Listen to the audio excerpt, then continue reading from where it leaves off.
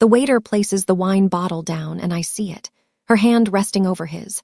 Her laugh is sharp, rehearsed, like crystal cracking. The red silk of her dress catches the candlelight and my stomach twists.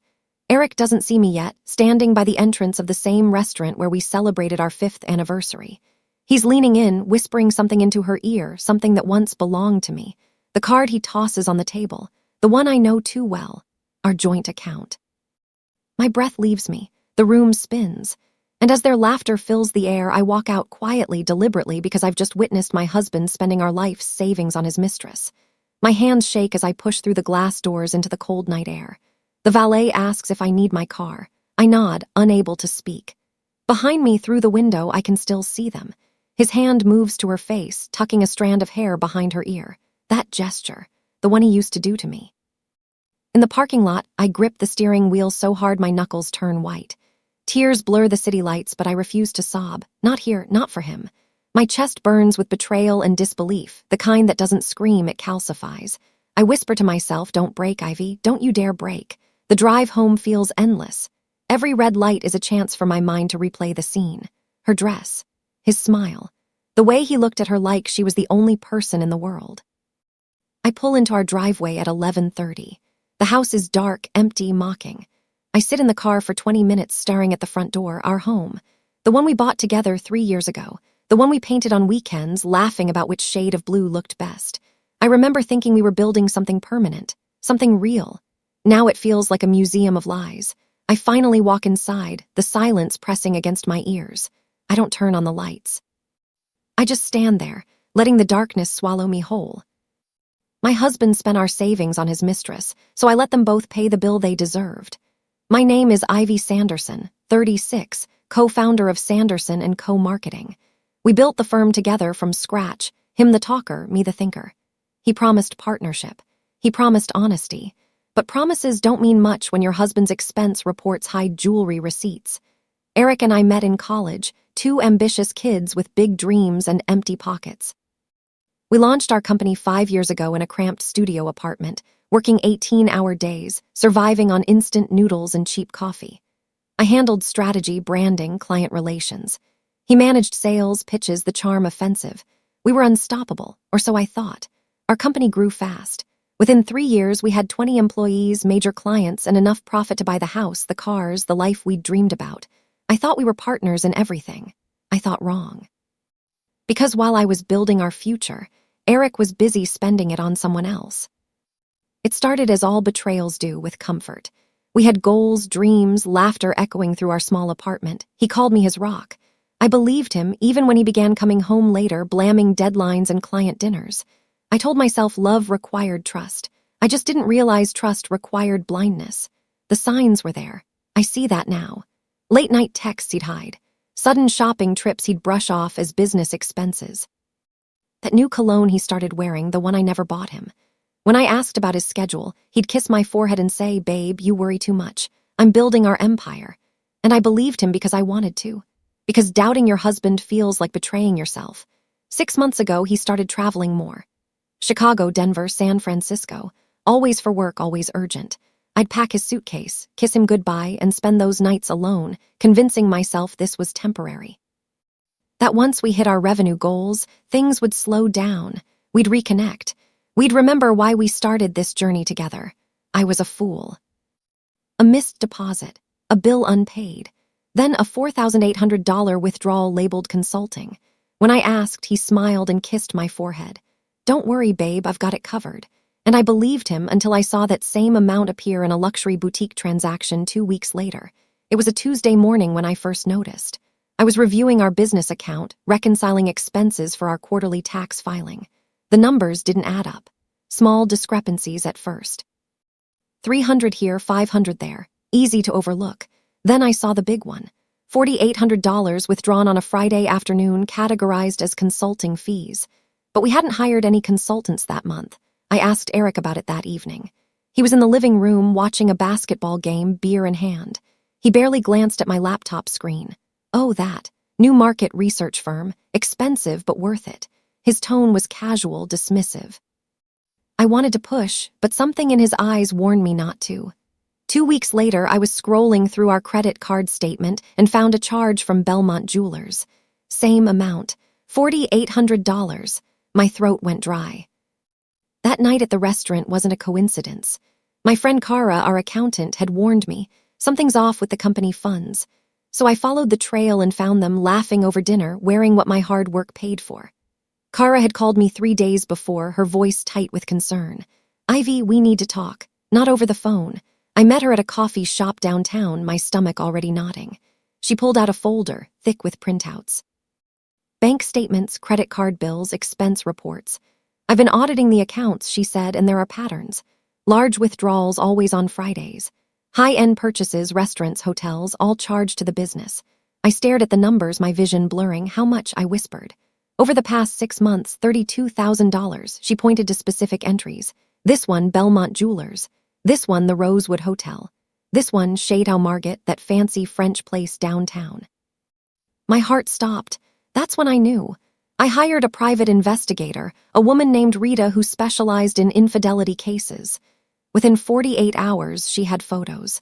Eric and a woman, brunette, mid-30s, stunning in that effortless way that made my chest ache. Her name was Camille Hart.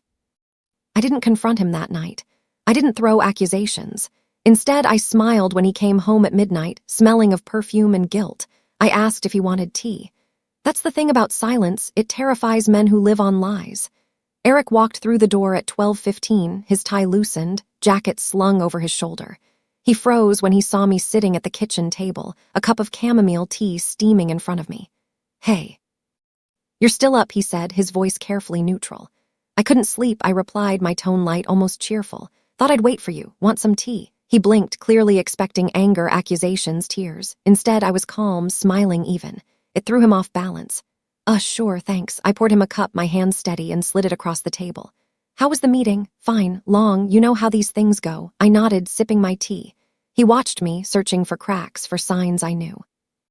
But I gave him nothing, just a wife offering her husband tea at midnight. He relaxed, shoulders dropping, relief washing over his face. "I'm exhausted," he said. "Let's get some sleep." "Sure," I said. And as he walked upstairs, I sat there alone, my smile fading. Let him think he was safe. The next morning, I made breakfast as usual. Eggs, toast, black coffee. I kissed his cheek and said, "You'll be late for work." He smiled, relieved. Good. Let him believe I was still his blind, loyal wife. Because from that moment on, I stopped being his partner and started being his downfall. I woke up at 6, showered, dressed in my usual work clothes. Pressed blouse, tailored pants, minimal jewelry. I went downstairs and started cooking. The kitchen was filled with the smell of scrambled eggs and fresh toast. Eric appeared at 6:45, briefcase in hand, phone already glued to his ear. He ended the call as I set his plate down. "You didn't have to do this," he said, but his tone was grateful. "I wanted to," I replied. "Big day ahead, always." He ate quickly, distracted. I refilled his coffee, straightened his collar, and played the role I'd perfected over 8 years of marriage. The supportive wife. The woman who asked no questions. As he grabbed his keys, I kissed his cheek. "You'll be late for work." He grinned, the same boyish smile that once made my heart race. "Thanks, Ivy, you're the best." And he left. I stood by the door, listening to his car pull out of the driveway. Then I walked to my laptop and opened a new document. Time to get to work. Every night I sat by my desk reviewing files, bank statements, contracts, emails. Piece by piece, I built a puzzle he didn't know existed. His mistress, Camille Hart, worked at a rival firm. He'd been feeding her our client lists, our data, our future. Rita, the investigator, sent me everything. Photos of Eric and Camille at restaurants, hotels, her apartment. But more importantly, she found something else. Digital trails, email threads. Eric had been forwarding confidential client information to Camille's work email. Proposals we'd spent months developing, pricing strategies, market analysis. Camille worked at Brightstone Marketing, our biggest competitor. Everything clicked into place. This wasn't just an affair, it was corporate espionage. I spent hours combing through our company's shared drive, tracking which files Eric had accessed. Every document he'd opened, every email he'd sent. The pattern was clear. He'd download a proposal on Monday. By Wednesday, Brightstone would pitch the same concept to our prospective client. We'd lose the deal, confused about how they'd beaten us. Now I know. I documented everything. Screenshots, timestamps, email headers. I created a folder on my personal laptop, password protected, backed up to 3 different cloud services. Evidence, ammunition, justice.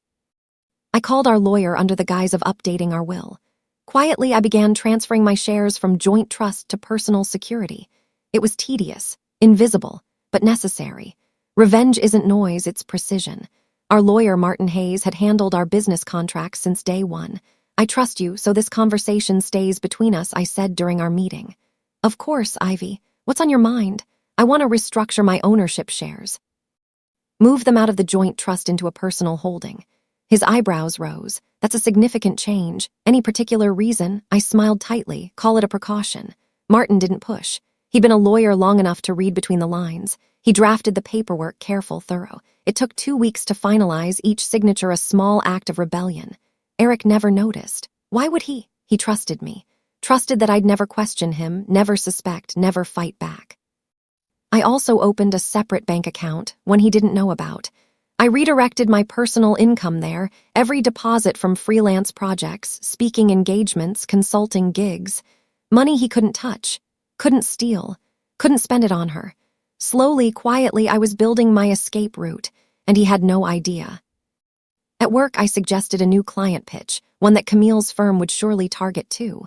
I wanted to see how far he'd go. Sure enough, 3 days later, the same proposal appeared on their public campaign deck, word for word. He didn't even bother changing the font. We had a staff meeting on a Monday morning. I presented a new pitch for Horizon Tech, a software company looking to rebrand. The proposal was solid, innovative, worth at least $200,000 in revenue. Eric listened, nodding along, taking notes. Great work, Ivy, he said. Let's move forward. I watched him carefully. That afternoon, I checked our shared drive. Eric had downloaded the entire proposal at 2:15 p.m. By Thursday, Kara forwarded me a link. Brightstone Marketing just posted a case study teaser on LinkedIn. I clicked it. My stomach dropped. The concept was identical. Same strategy, same messaging pillars, same visual mock-ups. They'd even used the same font, Helvetica New, the one I always preferred. I took screenshots, saved the webpage, and archived everything.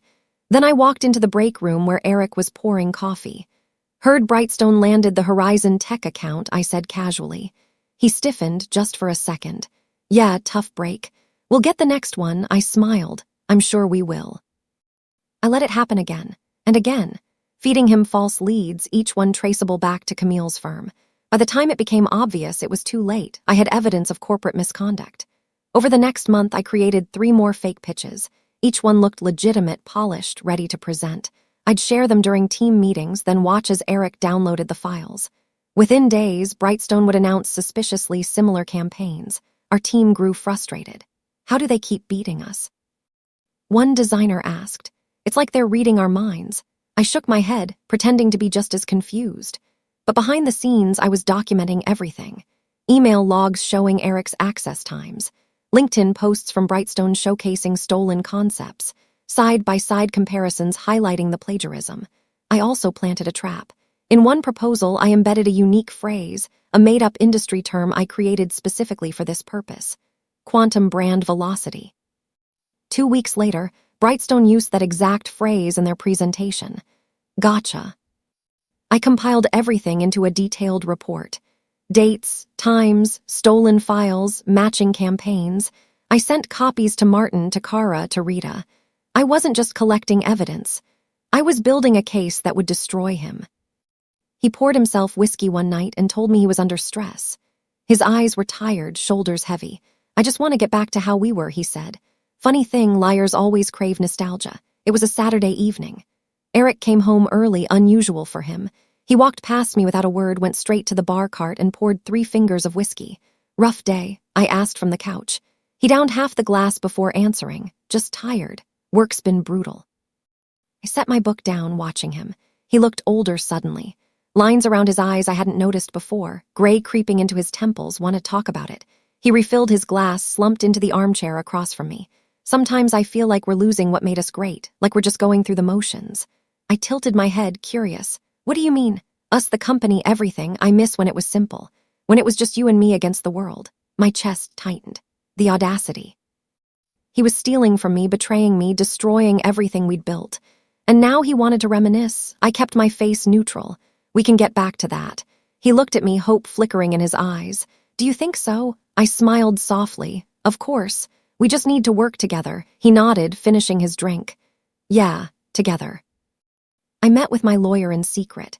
You have enough to dissolve the partnership, he said, and probably sink him with a lawsuit. Not yet, I replied. He needs to think he's safe first. Martin's office was downtown, tucked into a historic building with tall windows and dark wood paneling. I sat across from him, the evidence folder open between us. This is damning, Ivy, he said, flipping through the documents. Corporate espionage, breach of fiduciary duty, theft of intellectual property. You could dissolve the partnership tomorrow. I shook my head. If I move too fast, he'll cover his tracks. Get a lawyer, fight back. I need him to be comfortable, unaware. Martin leaned back, studying me. You want him to think he's winning? Exactly. I want him to keep stealing, keep spending, keep digging his own grave. And when he's in so deep he can't climb out, that's when I pull the trigger. Martin nodded slowly. You're playing a long game. I am. He closed the folder. Then we do this carefully. I've already started. I told him about the separate bank account, the restructured shares, the documentation of every transaction. You're thorough, he said. I learned from the best. I stood to leave. One more thing.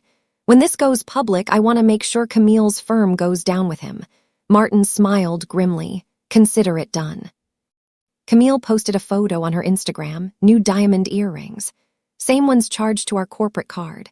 The comment said, lucky girl. I smiled, because luck runs out. I was scrolling through Instagram late one night, unable to sleep. Eric was out again, another client dinner he claimed. I'd stopped asking where. Camille's profile popped up in my Explore feed. I'd been monitoring it for weeks, watching her life unfold in filtered snapshots. Her latest post stopped me cold. A close-up selfie, her smile radiant, diamond earrings glinting in the sunlight. The caption read, treated myself, feeling blessed. The comments poured in. Gorgeous. You deserve it, lucky girl. I zoomed in on the earrings. Distinctive design, 3 small diamonds clustered around a larger center stone. I'd seen them before. I opened our credit card statement, scrolling back 2 weeks. There it was. Belmont Jewelers, $4,200, the same store, the same amount. I took a screenshot of her post, another of the credit card charges. Side by side, they told the story perfectly.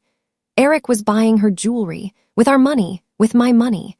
I saved both images to my evidence folder, my hands shaking with rage. She was flaunting it, this life funded by my hard work.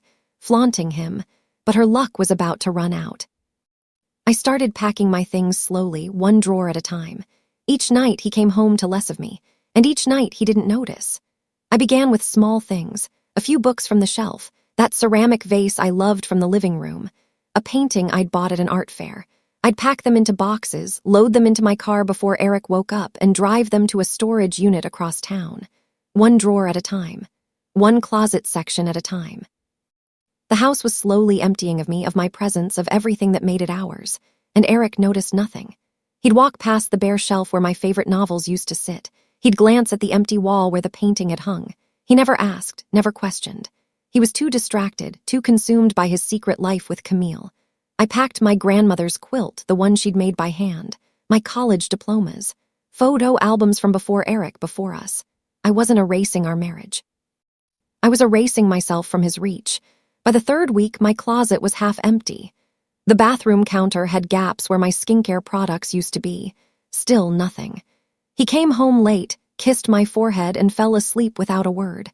I lay beside him, staring at the ceiling, counting down the days until I was free. The client pitch I'd been planning for months finally launched. But what Eric didn't know was that I'd already met with our investors privately and signed new ownership papers excluding him entirely. Our biggest pitch of the year was for Cascade Industries, a manufacturing giant looking to overhaul their brand. It was worth $500,000, the kind of deal that could define our year. I'd been developing the proposal for 3 months, working late nights, refining every detail. Eric assumed he'd present it with me. Instead, I scheduled a private meeting with our 3 major investors. I laid everything out, the stolen proposals, the evidence of Eric feeding information to Brightstone, the credit card statements showing personal expenses disguised as business costs. They were furious. He's been sabotaging us, one investor said, his face red. Worse, I replied. He's been sabotaging me. We restructured the ownership agreement that afternoon. Eric's shares were diluted, his voting rights removed. I became the sole managing partner. He'd still technically own a stake, but he had no power, no control, no say in company decisions. When the Cascade pitch day arrived, I presented alone. Eric showed up expecting to co-present. "I'm handling this one," I told him in front of the entire team. "You can sit this out."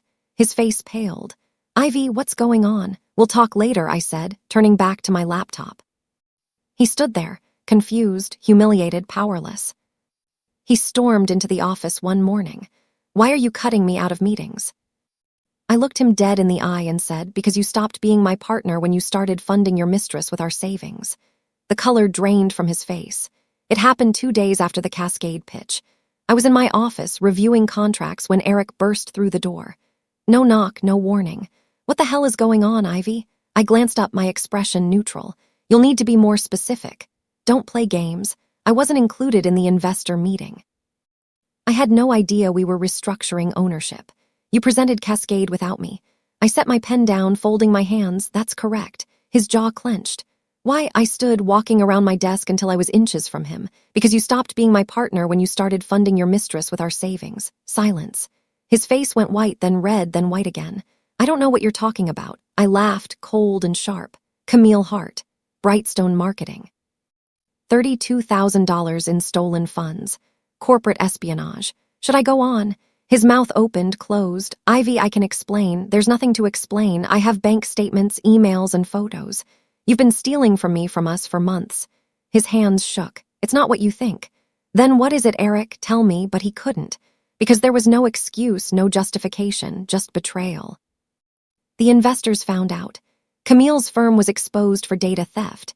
Headlines read, "Sanderson and Co. cut ties with co-founder over misconduct." Eric's phone rang nonstop. He didn't answer. I'd given Martin permission to contact the press. Not tabloids, but business journals, industry publications.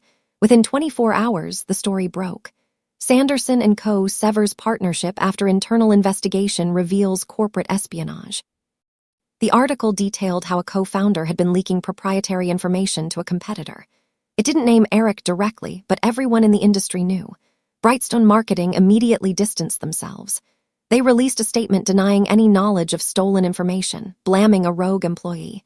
That employee was Camille. She was fired within 48 hours. Her LinkedIn profile disappeared. Her Instagram went private. She'd been erased. Eric's phone rang constantly. Colleagues, clients, reporters. He ignored every call, sitting in his car in our driveway for hours, staring at nothing. Our staff knew. Some were angry, feeling betrayed. Others were just confused. I called an all-hands meeting, addressed everyone directly. "We've made difficult decisions to protect this company's integrity. We're moving forward stronger than before." They applauded. Not for Eric, but for me. For choosing the company over a failing marriage.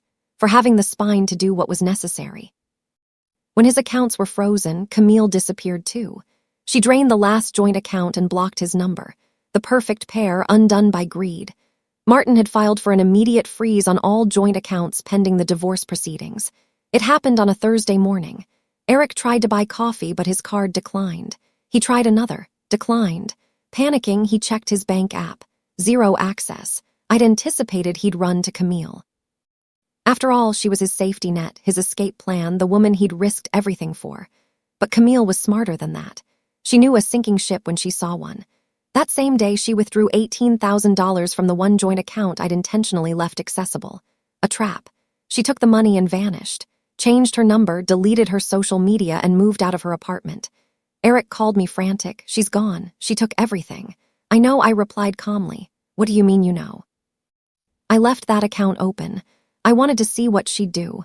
Turns out loyalty has a price tag, and you weren't worth it." He was silent, the weight of his situation crashing down. "She used you, Eric, just like you used me.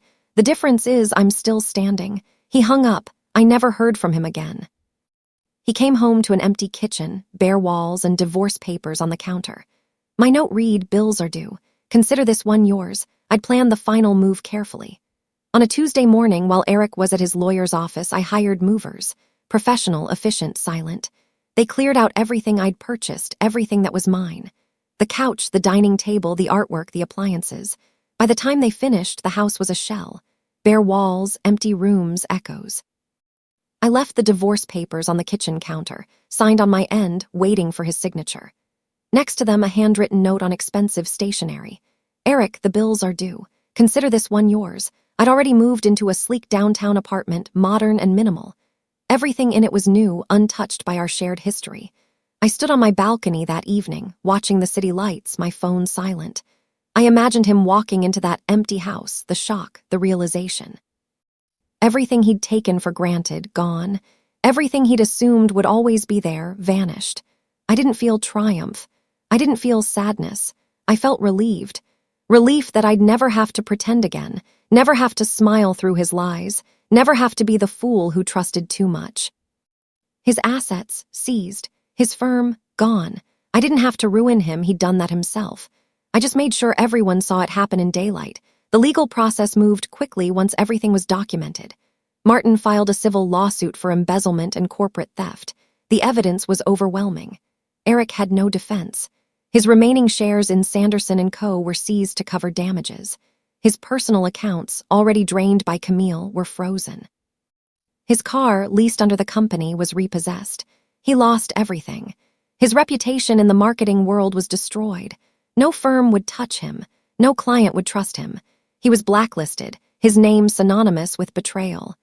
I heard through mutual acquaintances that he'd moved in with his brother in a different state. He was working retail, stocking shelves at a big box store. The man who'd once closed million-dollar deals now wore a name tag and asked customers if they needed help finding anything. I didn't celebrate. There was no champagne, no victory party. I'd simply done what was necessary. I'd protected myself, my company, and my future. Eric had ruined himself. I just made sure the whole industry watched it happen. Bankrupt, alone, reputation in ashes. The man who once bragged about being self-made now lived off his brother's couch. I didn't celebrate. I simply exhaled, a slow, quiet release, years in the making. 6 months after the divorce finalized, I ran into someone who knew Eric's brother. We were at a networking event making small talk over wine and cheese. "How's Eric doing?" they asked casually. "I heard he's out of state now." I shrugged. I wouldn't know. They leaned in, lowering their voice. "Apparently he's staying with his brother, working at some department store, barely making rent, lost everything in the divorce." I nodded, sipping my wine. "That's unfortunate." They studied my face, looking for a reaction. Bitterness, satisfaction, anything, but I gave them nothing. "It must be hard for you," they pressed, "seeing him fall like that." I set my glass down. I didn't push him. He fell all on his own. I just stopped catching him. They blinked, unsure how to respond. I excused myself, walking away. Eric's downfall wasn't my burden to carry. It was his consequence to live with, and I was finally completely free of it, free of him. I reopened the firm under a new name, Hartwell Strategies, poetic since Hart was hers. Within months, my company tripled in value. Clients respected the woman who refused to crumble. The rebranding was intentional, symbolic. Hartwell Strategies, a nod to Camille's last name, but transformed into something better, something mine. I unveiled the new name at a press conference, standing before industry leaders and journalists. "Today marks a new chapter," I said. "We're building something stronger, more ethical, more innovative." The response was overwhelming. Clients who'd left during the scandal came back. New clients reached out, impressed by my resilience. Within 3 months, our revenue doubled. Within 6, it tripled. I hired new talent, expanded our services, and opened a second office. Hartwell Strategies became known for integrity, for quality, for results. I was invited to speak at conferences, featured in business magazines, recognized as a rising leader in marketing. Articles called me the woman who turned betrayal into a billion-dollar brand. I didn't correct them. Let them call it whatever they wanted. I knew the truth. I hadn't turned betrayal into success. I'd simply refused to let betrayal define me. I'd taken the shattered pieces of my life and built something better, something that was entirely, undeniably mine. On a quiet morning, I sat on my new porch, sipping coffee as sunlight poured over the garden I'd once dreamed of. My lawyer called and the divorce finalized. No message from Eric, no apology, just silence. And for the first time, it didn't hurt. It felt like freedom. Sometimes the best revenge is simply knowing they'll never afford your peace again. It was a Sunday morning, early spring. I bought a small house outside the city, charming and private, with a wraparound porch and a garden I was slowly learning to tend. I sat in a wicker chair, coffee mug warm in my hands, watching the sunrise paint the sky in shades of pink and gold. My phone buzzed. Martin. Morning, Ivy. Just wanted to confirm everything's finalized. You're officially divorced. I exhaled slowly. Thank you, Martin. Congratulations. You've earned this fresh start. I ended the call and set the phone down. No text from Eric. No last-minute plea. No apology, just silence, and it was perfect. I thought about the woman I'd been a year ago. The one who'd stood in that restaurant watching her husband laugh with another woman. The one who'd gripped the steering wheel fighting tears. She felt like a stranger now. I'd survived. More than that, I'd rebuilt. I sipped my coffee, feeling the sun on my face, and smiled. Sometimes the best revenge isn't destruction. It's peaceful. And they'll never be able to afford mine again.